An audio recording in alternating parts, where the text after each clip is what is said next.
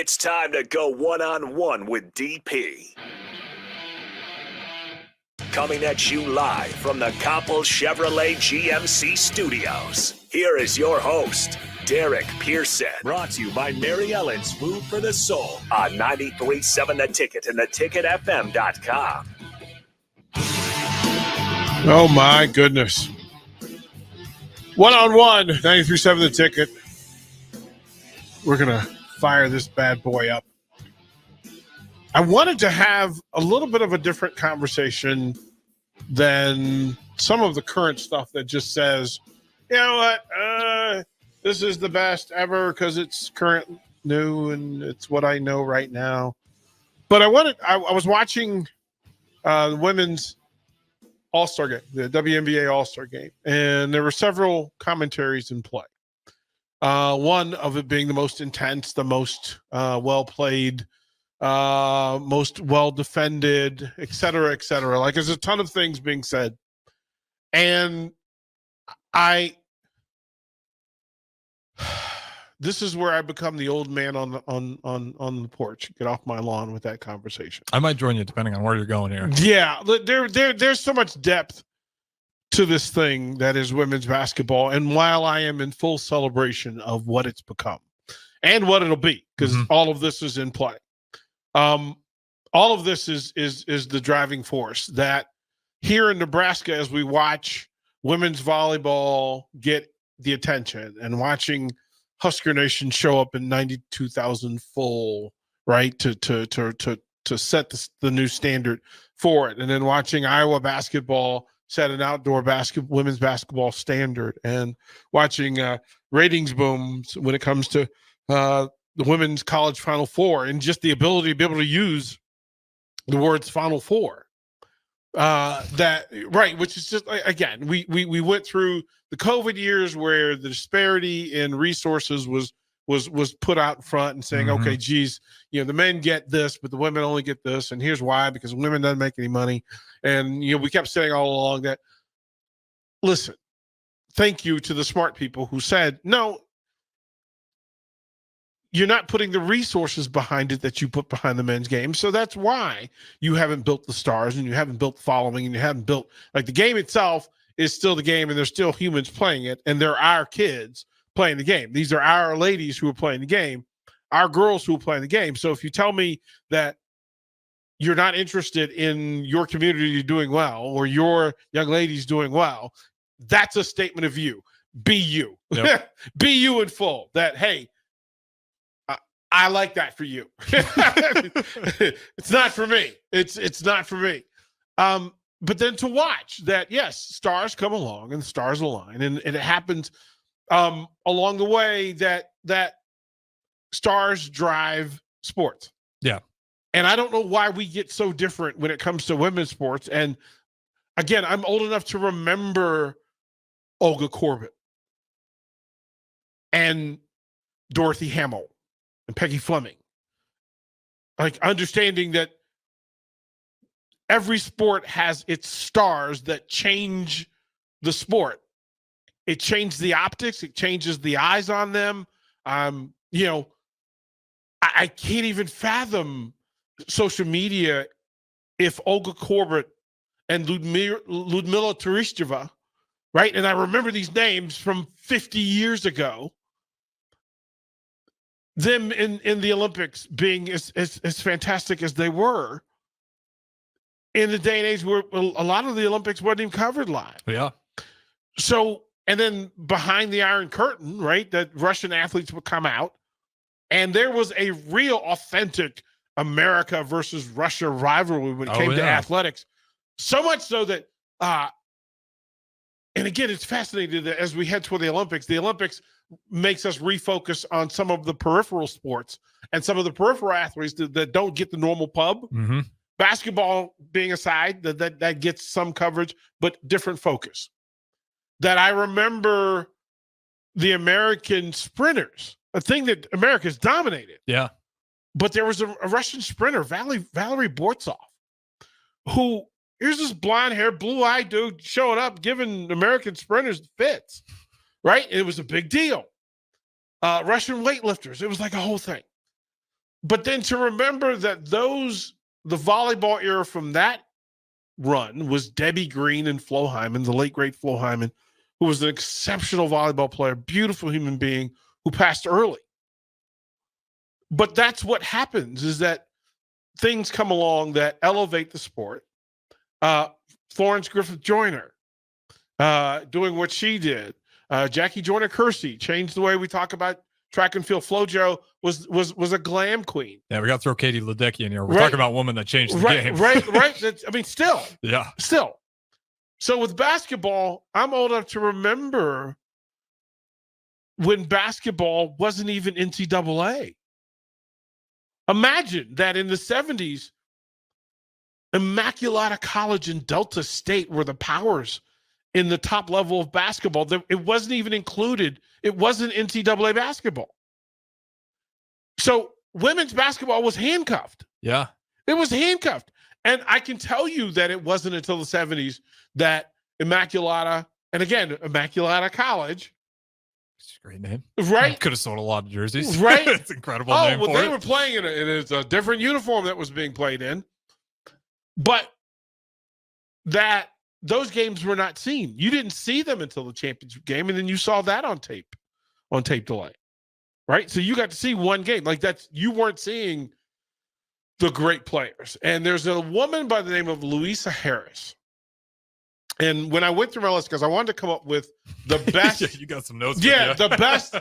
Well, you do it organically first, right? That if who are the players in the conversation to be considered the greatest women's American basketball player, which certainly is a line, because then you have to throw in, Lauren Jackson from Australia, that sort of thing.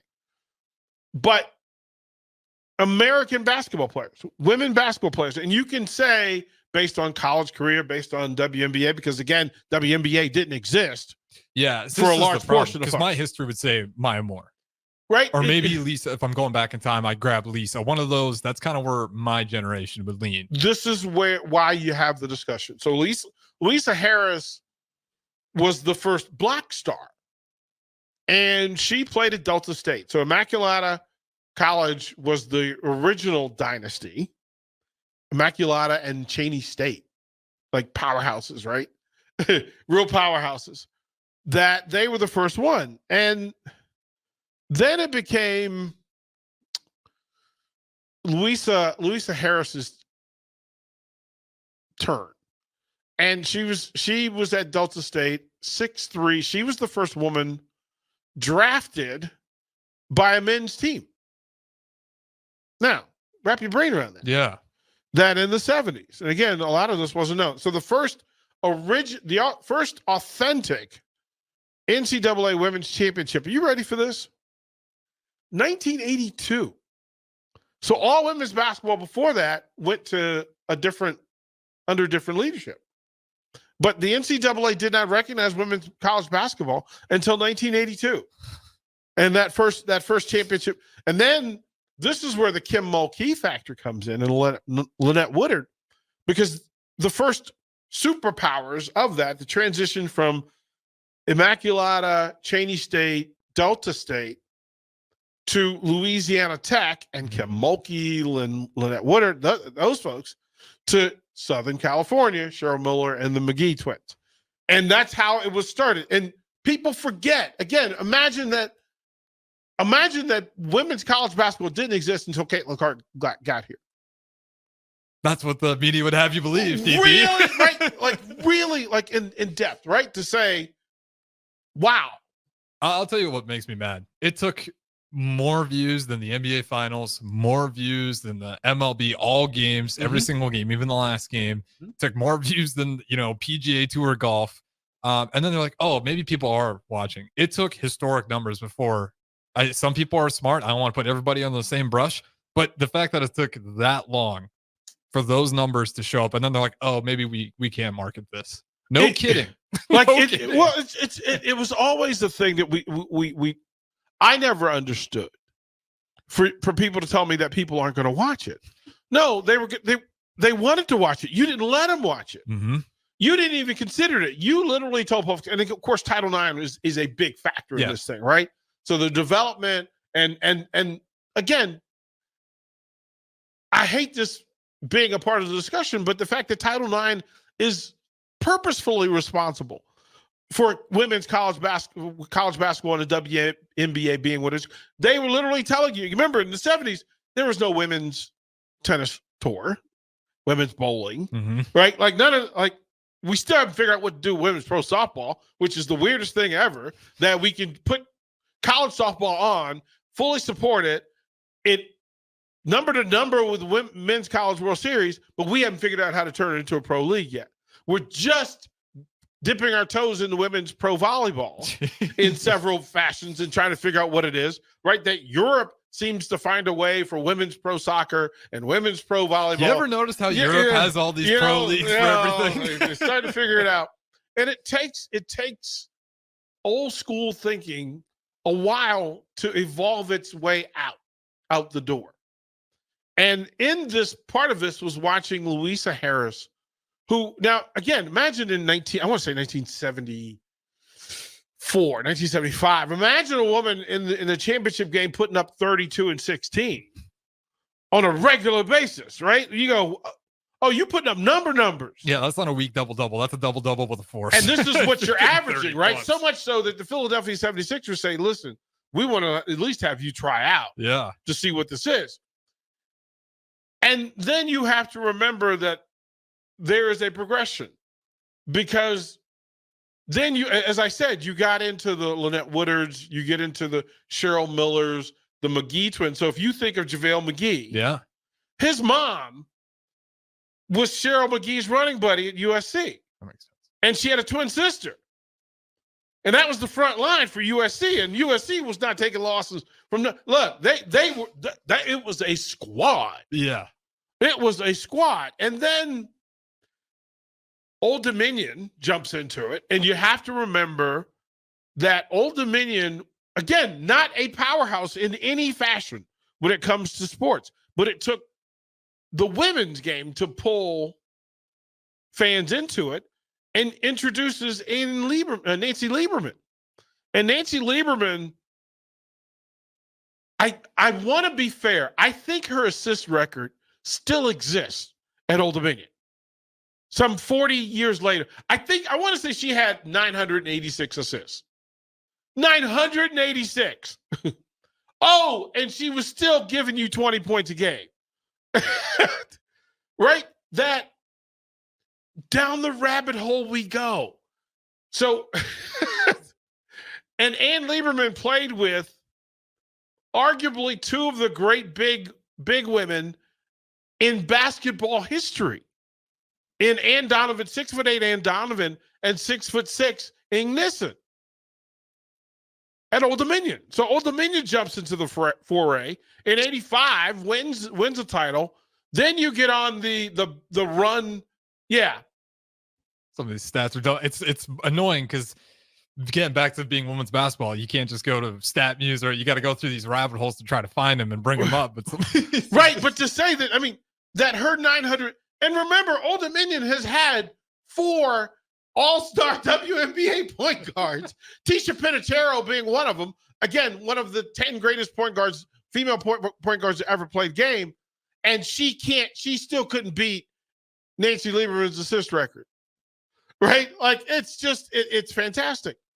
Then you get into the Pat Summitt era and the Tara Vanderveer run, because Stanford and Tennessee then took over women's college basketball and introduced to us the Shamika Holsclaws of the world, who when you just think that those 5 players that I mentioned, I'm not sure that you can have a best ever list and not put them on it, because they're the real, we're talking, when you say pioneer of this thing, everything that's going on in the game happened with them 40 and 50 years ago.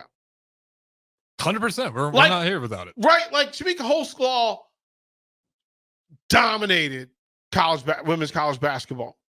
And we don't talk about Lynette Woodard. Again, her and Nancy Lieberman both played for the Harlem Globetrotters. Right? All of them got NBA. Lieberman played in the NBA Summer League. I just tell you how damn good they were. Like, because I mean, as much as everybody loves Caitlin Clark and Angel Reese today, are you going to throw those guys in the NBA Summer League? You probably wouldn't do that. Somebody. Well, they offered that to have her. They offered to have her be in the big three. They offered a pretty sizable contract to come out there and ball. As a skilled player, it's one conversation when it comes to men and women at the highest level, right? Because what are you going to do? Can you imagine Caitlin Clark being defended by Drew Holiday? Yeah, it's just not right. Like not going to happen. But you can have that discussion about anybody, men or women.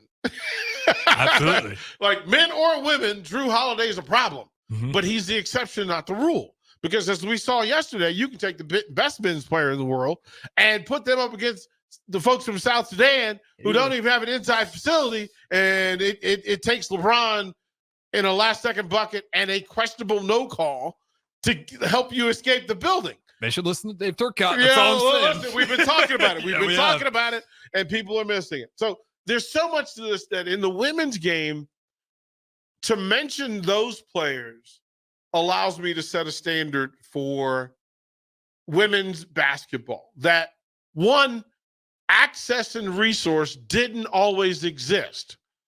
And yes, it is incredibly more competitive now. There's far more resources in play. There's certainly a greater developmental program for it because AAU back in and mind you, I'm going to help you out here. AAU for women's basketball existed in the 70s and 80s. It did. It just wasn't what it is now, but it certainly existed. I know that Nancy Lieberman, I know that Dawn Staley played AAU. I know that Cheryl Miller played AAU. I know that in California, like different pockets of the country, it's a little bit different. But to talk about women's basketball now, again, the players are stronger.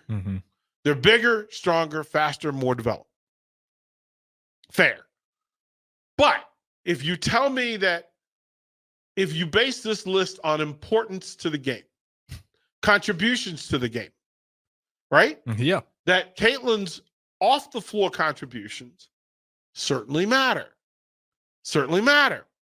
But if I'm having an all-time draft of women basketball players and just go, players who could play in any era, players who could play today's game and the game from before, and then what they contributed comparable to their time.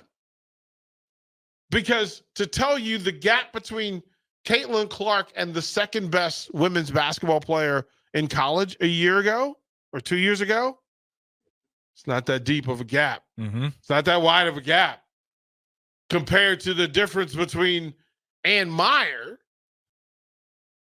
and the rest of women's basketball.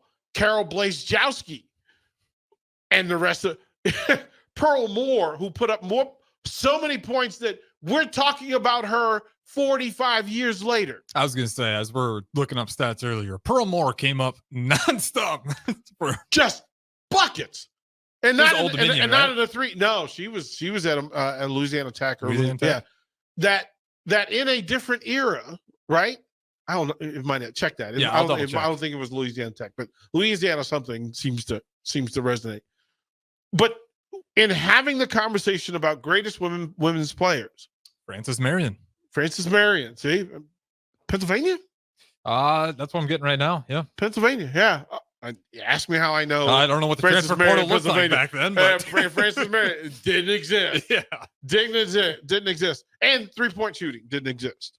That's the part where I know we talked about this before, but when we talk about the all-time leading scorer, it's like bucket for bucket. Yeah, bucket for bucket. But it also, I mean, it's the same conversation we have with Pete Maravich and the scoring record.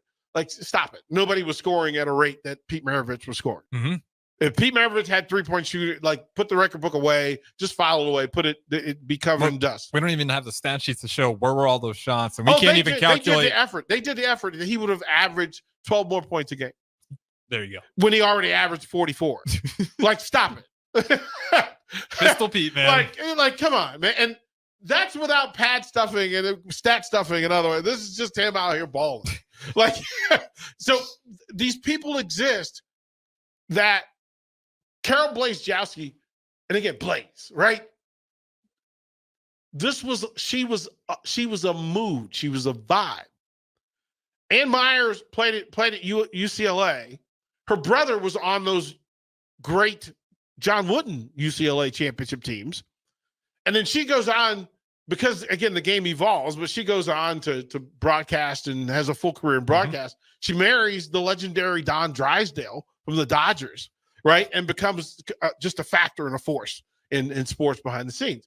But we also have to remember, this is the same historical playbook that was in play for women's tennis, where that Billie Jean King had to go and beat Bobby Riggs for her to be able to say, women deserve a tour. Because I want to, what was the vibe of that like? Like real time, what was the crowd? I'm curious. Sellout crowd at the Astrodome. Right, the Astrodome. Like, really? It's one of the most listened to on radio events all time. It still is. We watched it on TV. It was on NBC. Uh-huh. And you're right. Like, that we listened to it and we watched it, because not every household in America had a TV. And what was the mindset of the people around you? Were people expecting just a domination from the guy? Well, we understood that there was some hype to it. Yep. Like, we understood that. And again, it was her playing Bobby Riggs. Mm-hmm.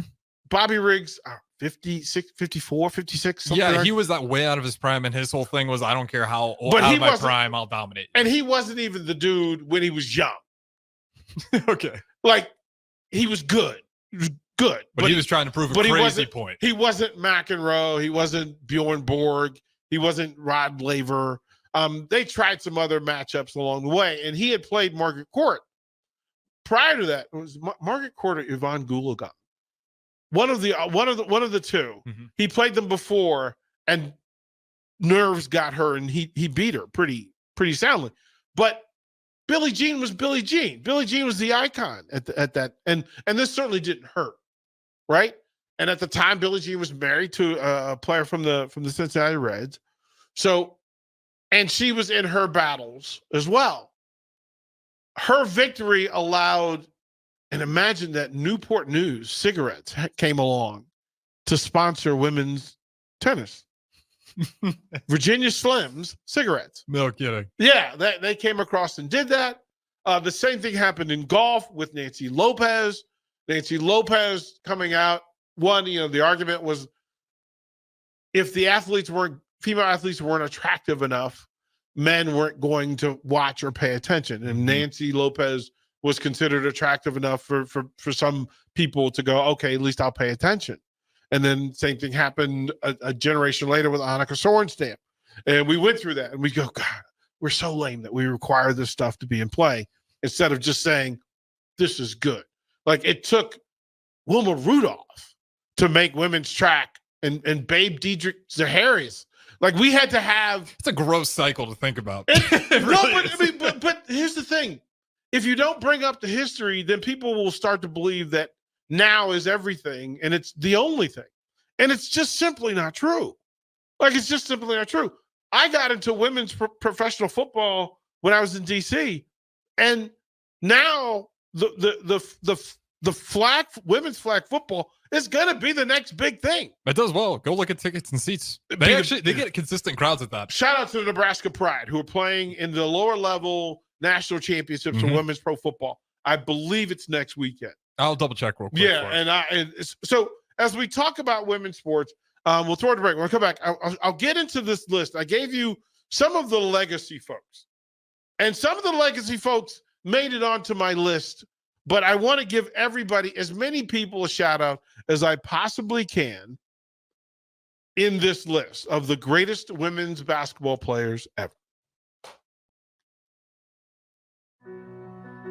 Victor deployed for the first time to Afghanistan in 2003. At 4 a.m, my phone rang. They said, "I regret to inform you that your husband was wounded in action." Victor sustained a moderate traumatic brain injury. I was doing school full time, and I was also then caring for Victor. One of the most important elements of caregiving is taking care of yourself. I just didn't want to forget that I also had goals and that I also had a life. What I did is I challenged Victor to meet me halfway. There are almost 6 million military and veteran caregivers across the nation. We have our own journey, and we can fulfill that journey at the same time that we are helping our loved one. Visit aarp.org/caregiving for a free military veterans guide to navigate your caregiving journey and better care for your loved one and yourself. Brought to you by AARP and the Ad Council. When you were a kid, clubs were cool. Robotics club and space club and stuff like that. But what do adults get? Book clubs and quilting clubs? Nah, forget that. How about margarita clubs and old-fashioned clubs? Get to Upside Bar and Lounge for the best clubs in town. Try all 10 varieties of Upside margaritas or old fashions and take home a free souvenir glass. Grab the whole crew and pair it with taco night on Mondays or whiskey Wednesdays. Upside Bar and Lounge at 29th and Pine Lake. Early break with Sip and Jake. I'd never turn it off. I'd never turned it off. I would never turn it off. I go flat 9. Well, I like it. I just love the sound of it. I'd turn it off. I'd walk to a different bar. I wouldn't. Seriously? It's horrible. It's horrible. Bill, what is the why? It's a 194. Why? This doesn't. No, it's that's just the biggest no. disparity we've ever had. Yeah, on a it's a song. 194. Nothing. There's that one good thing about that song. Like- I've never questioned you more in my life. Early break with Sip and Jake from 6 to 8 every weekday morning on 93.7 The Ticket. 1 in 3 adults has prediabetes. 1 in 3. That means it could be you, your football buddy, your football buddy, or you, your best man, your worst man, you, your dog walker, your cat jogger. While 1 in 3 adults has prediabetes, with early diagnosis, prediabetes can be reversed. Take the risk test at doihaveprediabetes.org. That's doihaveprediabetes.org. Wait, did they just say 1 in 3 adults has prediabetes? That's 33.33333% of adults. That means it could be me, my boss, or my boss's boss, or me, my favorite sister, or my other sister. That's 7 members of my 21-person romantic book club. Wait, the 1 in 3 could be me, my karaoke partner Carol, or my karaoke enemy Jeff. I'm going to take the risk test at doihaveprediabetes.org. Brought to you by the Ad Council and its Prediabetes Awareness Partners. 93.7 The Ticket is proud to provide listeners with daily opportunities to win contests and prizes on our airwaves, and would like to take this opportunity to remind you of a couple rules. All participants must be 21 or older and must wait 30 days after winning a prize before participating in another contest. Once you win, you have 30 days to pick up your prize at the KNTK Studios, 1040 O Street in Lincoln, or your prize will be forfeit. Thank you for participating in our contest, and thank you for listening to 93.7 The Ticket.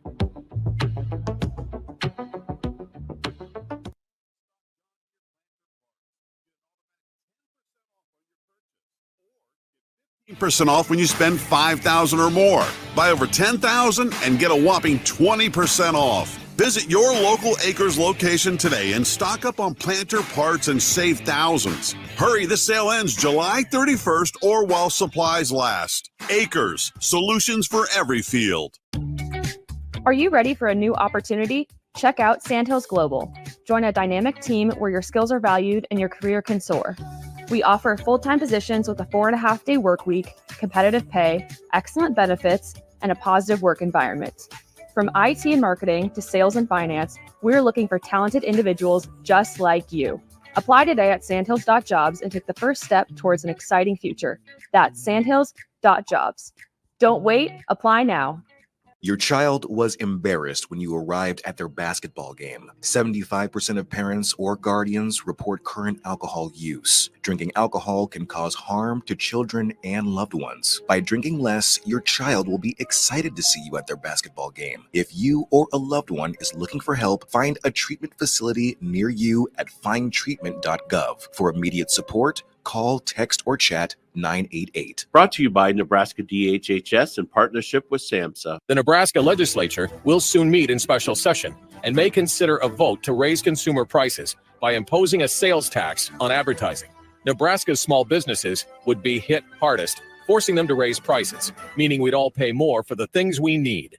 Contact your state senator and tell them no ad tax. Visit noadtaxnebraska.com to find your senator's contact information. That's noadtaxnebraska.com. A message from the Nebraska Broadcasters Association and this station. You're listening to One on One with DP, sponsored by Mary Ellen's Food for the Soul on 93.7 The Ticket and theticketfm.com.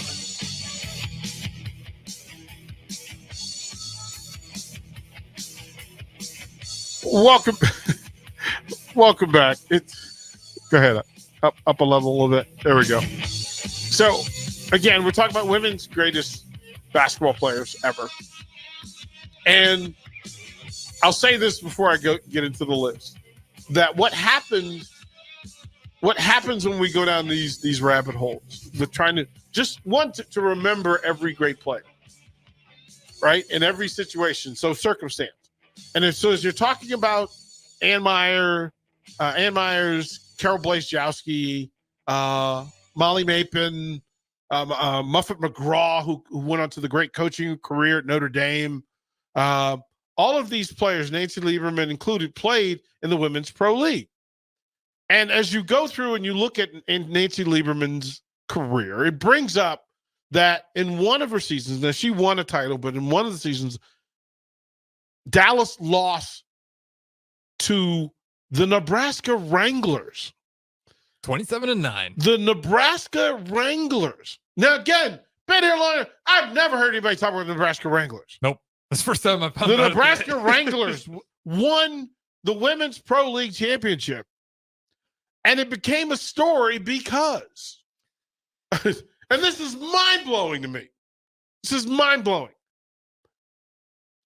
That up pops Sports Illustrated front page of a woman by the name of Connie Kunzman. Connie Kunzman. Because Connie was a player of note for the Nebraska Wranglers who, during their championship season, went missing and whose body was found 7 weeks later, unfortunately. And the team, had paid tribute throughout the season to her. And then they found her body and they found out who did it. But a murder. But I didn't know that Nebraska. I didn't know the name Connie Kunzman. I knew some of her teammates, but I also didn't know. So she was at a bar in Omaha. Mm-hmm. Tiger Tom's, which is really weird because Tiger Tom's is one of their sponsors. I know that because some of the promotional pictures has Connie on it with in Nebraska Wranglers gear with Tiger Tom's at the bottom of the picture. But that's where her and this gentleman who claimed self-defense, but then ended up going to jail, being convicted. But Connie Kunzman of the Nebraska Wranglers. And I had no idea that if you told me that Nebraska had a professional women's championship team, I haven't heard anybody talk about it. Mm-hmm. So there's that thing. So through this, again, why we have these conversations is that it always is just like pro wrestling. We can go down a rabbit hole because it'll bring up memories and it'll take you to things that you didn't remember. This might be the most unexpected rabbit hole you brought me to so far. Well, we had a MVP caliber, not only Nebraska Wranglers won at 81, also had an MVP caliber player. Also, she got murdered. Yeah. And the guy only got 9 years. Right. Like, through all of it. Well, we went through that with the hockey team. Yeah, that's right. Like, wait a minute. I didn't know this thing existed. But this is why we search and seek. This is why, for whatever we talk about the internet, it is not just for social media. I might have to give my mom a call after this. But remember, God. It's like, what is this story? Yeah. Like, it's really a thing that I just was not prepared for. I wasn't. So I had no idea. But some of the names, so we wanted to get through, and it'll be hard to get through over the course of 20 minutes or so, but here's kind of what it is. And again, I mentioned Louisa Harris, who at Delta State became one of the first prominent. Imagine the Bill Russell of women's college basketball. That so good that men's teams started to pay attention. Mm-hmm. Then Nancy Lieberman, Carol Blazejowski, Pearl Moore, etc. Then you flow into the Lynette Woodard era of things. And then understanding that Tennessee, Stanford all had their run, and then UConn as it currently stands and how it runs, Notre Dame, etc. A lot of the coaches of note actually played in that women's pro league. Well, I know one of the greats is in the NBA. Right. I think Becky Hammond's still. Yeah. I think she hasn't gotten a head coaching job yet. Not that I think. So many, so imagine that in this women's basketball league, Dean Meminger of the Knicks coached in this league. Butch Van Bredekoff, who actually won an ABA title and then coached in the NBA, coached in the women's league. Again, it was a great way for you to get in and get reps. Dana Skinner also coached in this league. Larry Costello, who went on to win a title with Lou Alcindor and Oscar Robertson and the Milwaukee Bucks. Dave Wohl, who coached in the NBA, also coached in this women's league. There's some folks. There's some folks in this league. Some of the teams' names. You ready for these? Let's roll through these really quickly. Yeah, I'm curious. The California Dreams, Chicago Hustle, Dallas Diamonds, of course, is who we just mentioned. The Dayton Rockettes. The Dayton Rockettes. Oh my goodness. Missed that one. I'll have to follow this up later, but I don't know what it is with women's names why we got to have such a unique way to end it. Because even at my school, we were the Trojans. Nothing wrong with that, but we had the Lady Trojans. I still don't know. I mean, it's fine. The Trojans is Trojans. Just why? It was a thing that was done all the way up until mid-20s, mid-2000s.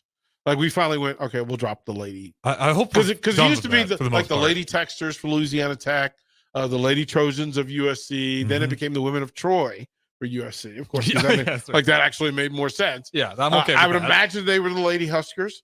Yeah, I'm sure. Lady Blue Jays, I would imagine. Yeah, that's the thing. The Iowa had a team, the Iowa Comets. The Milwaukee Does, of course, the female version of Buck is Milwaukee Does. That's okay. The Minnesota Phillies, the Nebraska Wranglers, New England Gulls, the New Jersey Gems, New Orleans Pride, New York Stars, Philadelphia Fox, St. Louis Streak, San Francisco Pioneers, and the Tampa Bay Sun. Washington had a team called the Washington Metros. So it was, and there were players in the league of note, but it's just always, again, we bury Carol Blazejowski played in this league. Cardi Hicks played in this league. Nancy Lieberman, Muffet McGraw, of course, who coached at Notre Dame, Ann Myers, who was the top pick of the draft, the first draft in 1978 for the Houston Angels, co-MVP of the league several times. Rhonda Rompola, who coached at SMU but played on those Louisiana Tech teams as well. It's fantastic, right, to go back through. Now, those are the legacy folks, right? Blazejowski, Harris, Lieberman, Pearl, Moore. I want to add Ann Donovan as a legitimate 6'8" big game changer. Probably had shot blocking records until Brittany Griner came along. But again, that's how good she was. That her blocks in the 80s still carried forward. Her and Ignition. Those are almost more impressive. Well, you got to realize how long some of those records stand, because we're probably a lot closer to the next Brittany Griner than she ever was. Like clearly, her stance was dominant over time. Brittany Griner is great, but I mean, we're in a development era now. But she's also a generational player. Griner, yeah, Griner is a generational player. We have to go back in time to find a Brittany Griner who had that much separation between her and the other bigs in the league. Lisa Leslie, Tina Thompson. It's very few. There's not a lot of them. Griffith in the space. Then you get the legendary folks of those as the men's dream team was being formed and the women's dream team was being put in play, and that group had It's amazing how we never learned. Because what was the biggest issue about Dream Team 1? Who the college player was going to be. You didn't like the Duke head? Leitner? Like, you took Leitner over Shaq. Yeah. Like, what were you, really, bro? Is that just marketing? Oh, Or- 100% marketing. Yeah, okay. They're not the same player. Like, yeah, we knew that then, but still. The same thing happened with the women's team. Who'd they pick up? Rebecca Lobo.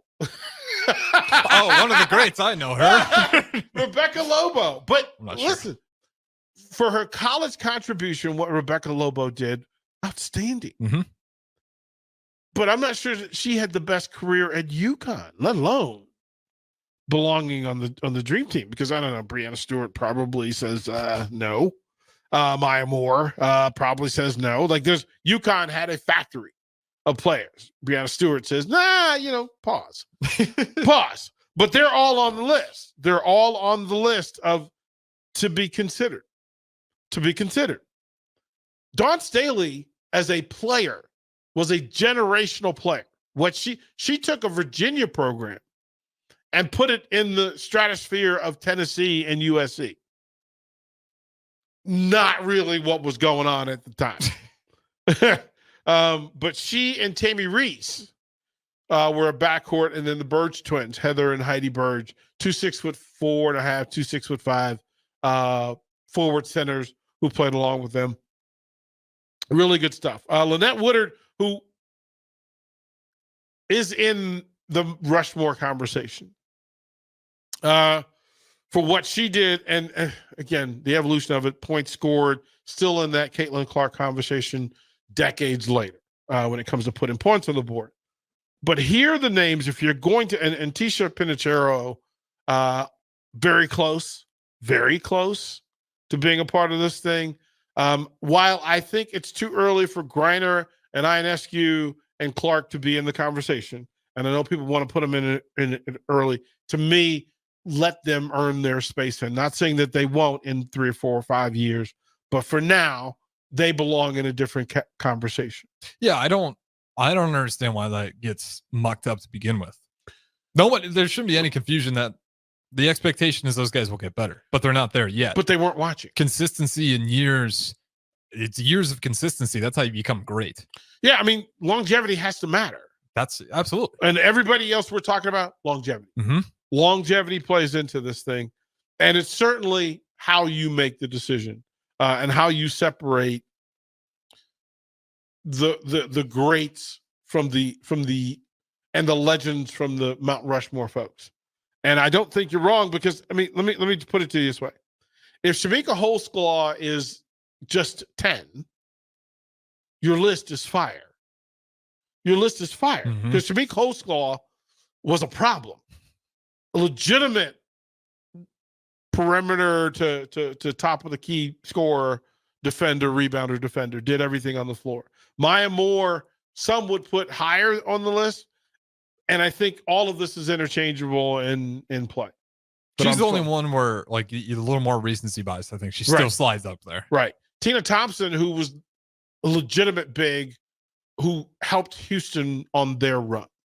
And the Houston run, Tina Thompson was the standard for bigs in the WNBA early session, because she had to battle Lisa Leslie, who was also on this list. Lisa Leslie, first woman to dunk in a game, in a pro game. Iconic in the fact that getting through college and then going into the WNBA and putting it in play, then it gets difficult, kind sir. The list gets difficult, and we'll go through that list. It's just the top 5, and we'll come back to that on one-on-one. You can help fight deadly diseases like RSV and influenza while getting paid for your time. Velocity Clinical Research is now seeking clinical trial participants in your area. Participants can receive compensation for study-related time. No health insurance is needed to join. Find a study near you at velocitytrials.com. That's velocitytrials.com.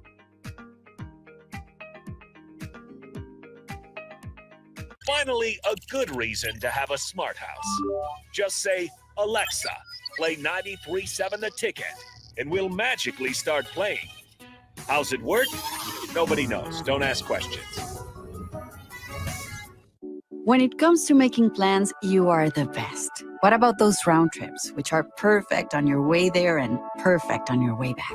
Or those meetings with friends, surprise parties, camps, birthdays. The same way you plan for the important moments, start planning to protect you and your loved ones from a natural disaster. Sign up for local weather and emergency alerts. Prepare an emergency kit and make a family communications plan. Get started at ready.gov/plan. Brought to you by FEMA and the Ad Council. Serve Nebraska believes that volunteers are part of what makes Nebraska great. Each year, the Step Forward Awards honors volunteers from across the state who serve their communities in outstanding ways. We hope you'll join us this year at the Step Forward Awards luncheon on October 27th in Omaha. Help us thank volunteers with a celebration to remember. To register, visit serve.nebraska.gov and click Register Now. We hope to see you there. Paid for by Serve Nebraska. Aired with the Nebraska Broadcasters Association and this station. Victor deployed for the first time to Afghanistan in 2003. At 4 a.m, my phone rang. They said, "I regret to inform you that your husband was wounded in action." Victor sustained a moderate traumatic brain injury. I was doing school full-time, and I was also then caring for Victor. One of the most important elements of caregiving is taking care of yourself. I just didn't want to forget that I also had goals and that I also had a life. What I did is I challenged Victor to meet me halfway. There are almost 6 million military and veteran caregivers across the nation. We have our own journey, and we can fulfill that journey at the same time that we are helping our loved one. Visit aarp.org/caregiving for a free military veterans guide to navigate your caregiving journey and better care for your loved one and yourself. Brought to you by AARP and the Ad Council. As an 18-year-old, I let my mistakes kind of take over my life. I was 0.5 credits away from completing high school, and I didn't do it. 10 years later, at age 28, Jackie finished her high school diploma. When I found out that I was pregnant, I know that I had to do something for myself if I wanted to make her a better person and provide a better life for her.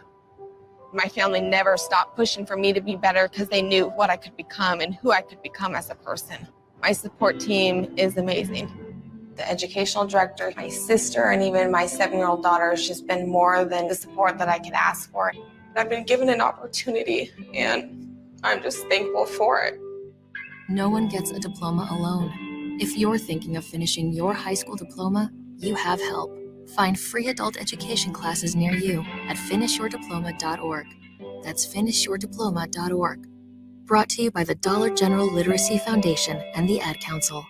This is where it happens. Long hikes with friends, kayaking adventures with family, more horseback riding, zipline gliding, rock face climbing, hammock camping fun than you could ever imagine.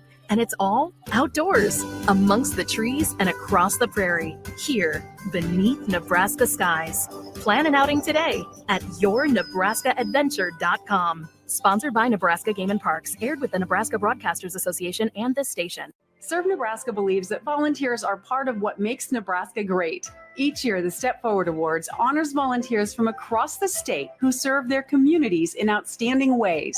We hope you'll join us this year at the Step Forward Awards luncheon on October 27th in Omaha. Help us thank volunteers with a celebration to remember. To register, visit serve.nebraska.gov and click Register Now. We hope to see you there. Paid for by Serve Nebraska. Aired with the Nebraska Broadcasters Association and this station. Are you ready for a new opportunity? Check out Sandhills Global. Join a dynamic team where your skills are valued and your career can soar. We offer full-time positions with a 4.5-day work week, competitive pay, excellent benefits, and a positive work environment. From IT and marketing to sales and finance, we're looking for talented individuals like you. Apply today at sandhills.jobs and take the first step towards an exciting future. That's sandhills.jobs. Don't wait. Apply now. On the Block with Strick and Austin. If it was the Big Ten and the SEC and the Big 12 and the ACC's idea to kick back to grow the game at lower levels, we wouldn't have these conversations. But because the NCAA is asking them to do that, it feels like they're getting their wallet stolen, money taken out of it, and it's not their idea, so they're against it. Yeah. Weekdays from 2 to 4 on 93.7 The Ticket and theticketfm.com. Back to old school with DP and J on 93.7 The Ticket and theticketfm.com.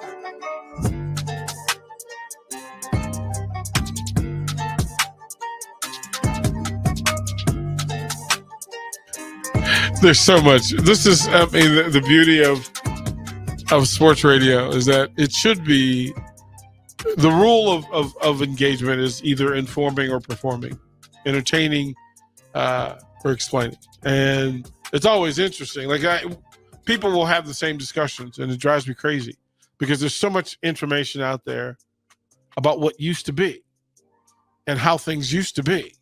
And to find out that, again, this Wranglers team played at the, and again, I've never heard this name before, the Omaha Civic Auditorium. Mm-hmm. Like, are you familiar with it at all? I'm not super familiar with the Omaha area. We are back live. Royals game's over. 402-464-5685. Yeah. Civic Center, Omaha? Omaha That's where Civic they play. Center is where the Nebraska Wranglers of the Women's Basketball League, the 1981 champions, played. And a bar of note, and again, I would imagine that I don't think it's still open, but Tiger Tom's in Omaha. That's a good question. Harrison, if you would check out and see if Tiger Tom's still exists. I'm going to guess they close shortly after. Well, no.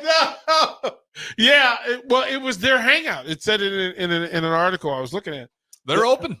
They recovered. Still open. Bounce back. Tiger Tom Sports Pub, Omaha, Nebraska. That is the greatest upset. Didn't of even the have weekend. to change the name. That is the because they were the promo for, they were on the promotional pictures for the Nebraska Wranglers of the Women's Basketball League.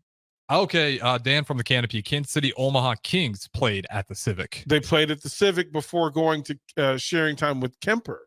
Okay. I would imagine, right? Because Kemper was new. Same time it opened for the hockey team that we were talking about. Do we remember the name of that hockey team? It was a unique name, was it? Yeah, right? See, this is why we go down the rabbit hole. This is why. Okay, so this is. I might be able to pull up. Right, yeah, it's gonna come up to you that the women, that pro hockey, NHL hockey, and Kansas City had a team. And yeah. Oh, it's going, man. Right. The snowmobilers is the logo. I remember. Yeah, right. So we'll have to pull that up. Yeah. So we're going. I want to finish up this hour with the top 5 women's players of all time, and again, it's a full list. So before, if you're just joining, we went back through the history of before the NCAA. Validated and certified women's college basketball back in the days of, Immaculata College and Delta State and Cheney State and their place in it, that a lot of the records didn't exist or didn't transfer forward because they weren't NCAA, that it was under a different a charter.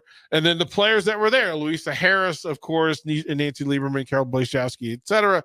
Those great players from back then, the real pioneers of women's college basketball and women's basketball in general, because all of those women that we just mentioned actually competed with men in the pros, summer league, Harlem Globetrotters, etc. And as we got through the evolution of it, and we went through the current players who will certainly be a part of the conversation 5 and 10 years from now, I think it's too early for them to be a part of the conversation now. Sabrina Ionescu being a part of that, Breanna Stewart for what she did in college, but then trying to measure up. But there were 5 players that landed for me that you can't tell the story of women's basketball without talking about them. At number 5, I had Diana Taurasi. Mm-hmm.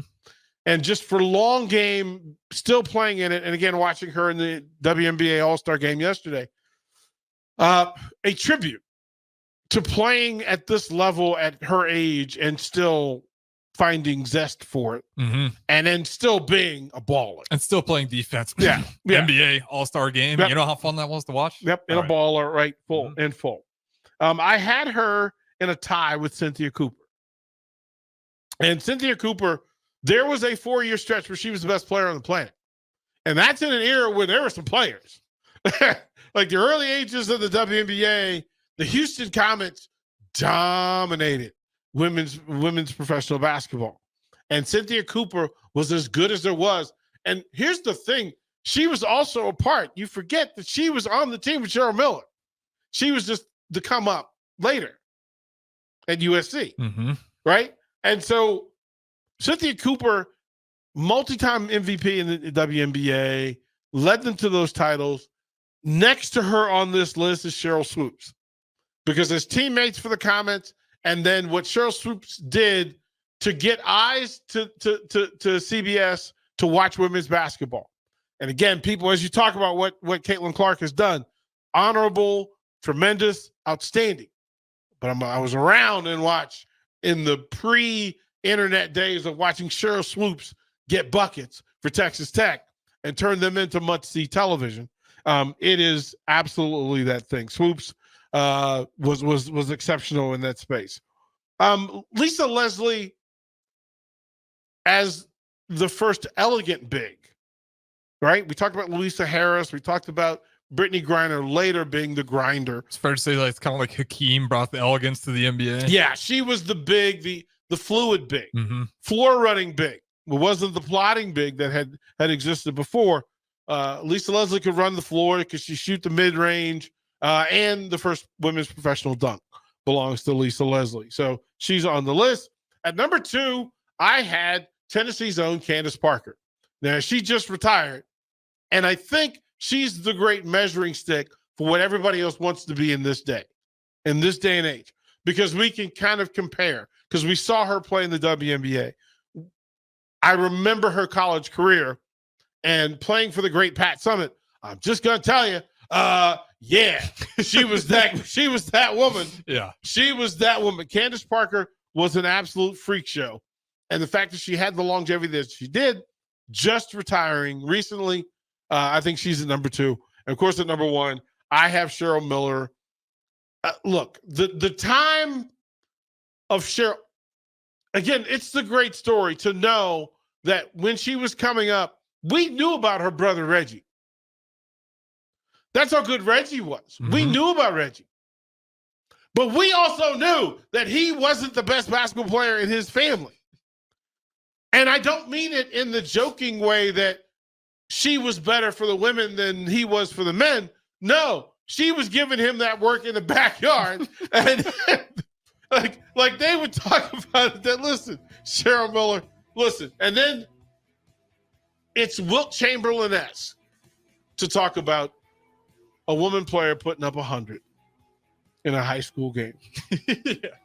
And then to change women's college basketball, her and the McGee twins playing at USC, the women of Troy as well. So that's my list. Feel free to add your list to it. Don't go anywhere. That'll be it for me, one-on-one, 93.7 The Ticket.